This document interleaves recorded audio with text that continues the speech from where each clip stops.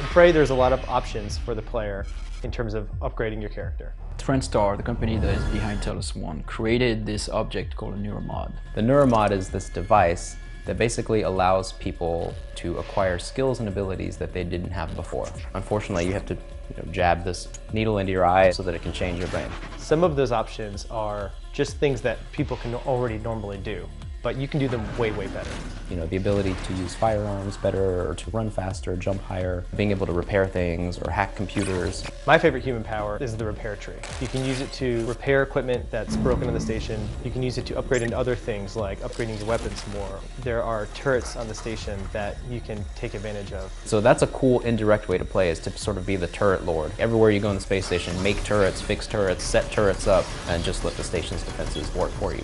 I enjoy hacking because that is just the type of gamer I am. I cannot resist a locked box or a locked doorway. I'm compelled to find out what's inside. I really like to use something called combat focus. It's a power that makes you think faster. The world is a little slower. It allows you for being faster in combat basically, and therefore more lethal. When you get the psychoscope, which is the tool that actually allows you to scan. And when you discover a new Typhon that you haven't seen before, you can scan that alien. You can now acquire the abilities that they have. So if you see an alien using its mind to ignite fires, once you scan that alien, you can do the same thing now. You first start the game and the only abilities that are available to you are the human abilities.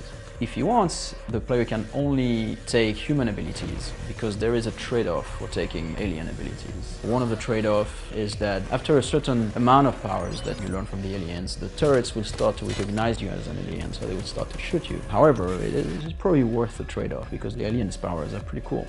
Kinetic Blast is one of the first Typhon powers that you'll encounter.